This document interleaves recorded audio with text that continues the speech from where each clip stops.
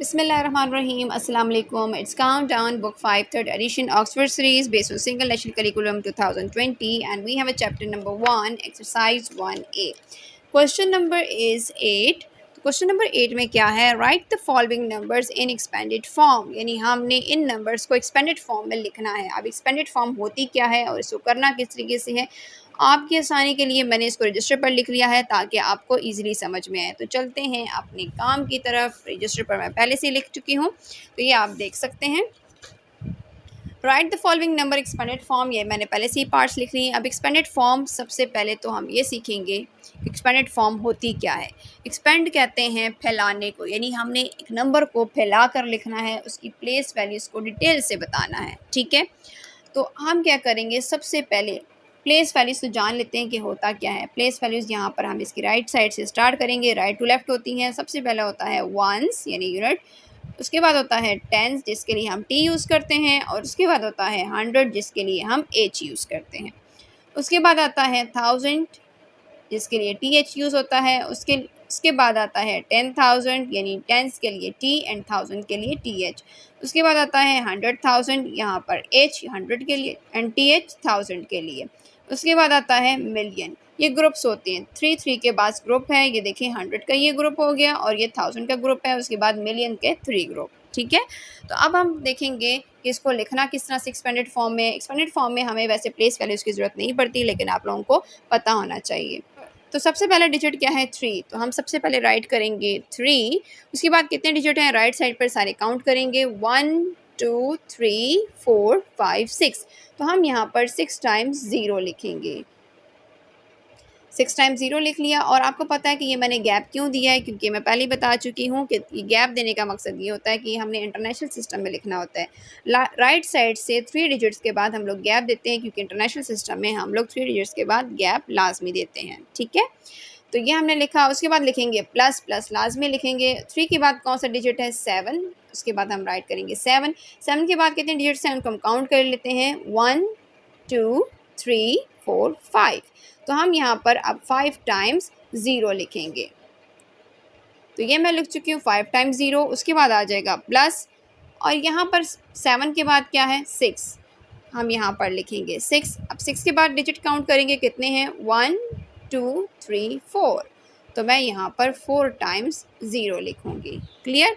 उसके बाद लिखेंगे प्लस, और फिर उसके बाद क्या आ जाएगा, 6 के बाद 1। हम लिखेंगे 1। 1 के बाद कितने डिजिट्स हैं, 1 2 3। तो मैं यहाँ पर क्या लिखूँगी, 3 टाइम्स 0।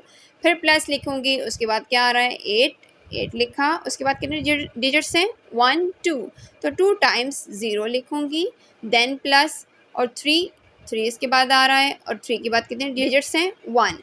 तो 1 डिजिट है, इसलिए हमें यहाँ पर 0 लिखना है।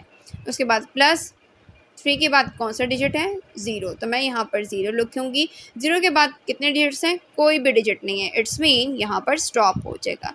यानी हमने हर एक डिजिट लिखना है, और उसके बाद जितने भी डिजिट्स होंगे उतने ज़ीरोस डालते जाना है, जब तक कि हमारे पास पूरे डिजिट्स कंप्लीट ना हो जाएं। तो ये होती है एक्सपेंडेड फॉर्म। पार्ट बी पर आते हैं। पार्ट बी को कैसे करेंगे, सेम इसी तरीके से। सबसे पहले नंबर कौन सा है, 4 को राइट करेंगे। 4 के बाद डिजिट्स काउंट करेंगे, 1 2 3 4 5। तो मैं यहाँ पर लिख लेती हूँ 5 टाइम्स 0। ठीक है, इसके बाद प्लस लिखेंगे, और 4 के बाद कौन सा डिजिट है, 0। तो हम यहाँ पर 0 राइट करेंगे। 0 के बाद कितने डिजिट्स हैं, 1 2 3 4।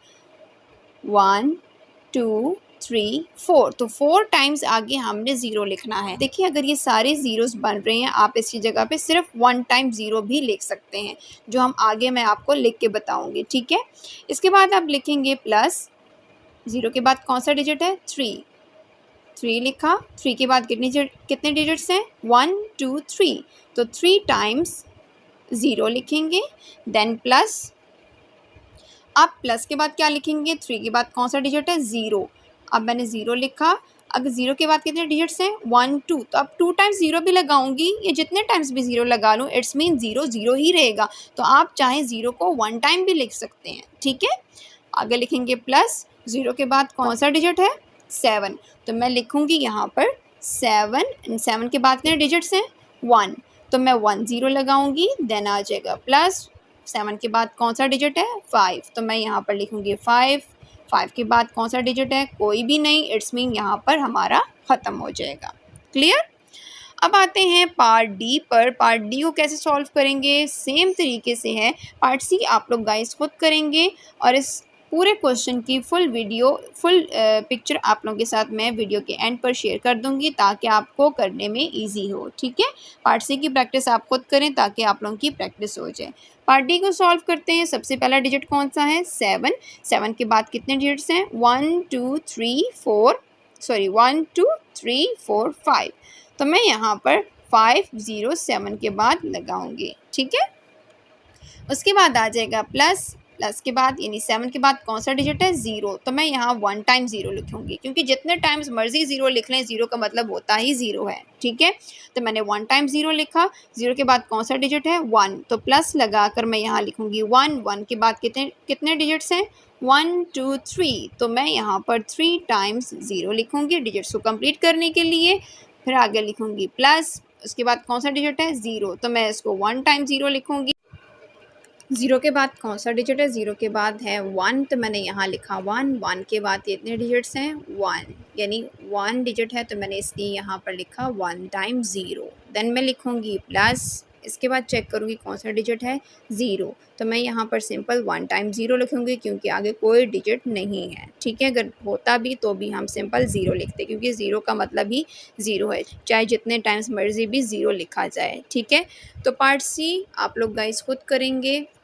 आई होप कि आप लोगों को आज का लेक्चर अच्छे से समझ आया होगा। अपना बहुत सारा ख्याल रखिएगा, दुआ में ज़रूर याद रखें। मिलते हैं अगले वीडियो में, तब तक के लिए अल्लाह हाफिज़। जिसको ऑनलाइन ट्यूशन की ज़रूरत है तो वो मेरी आईडी पर मुझे पर्सनल मैसेज करके बता सकते हैं।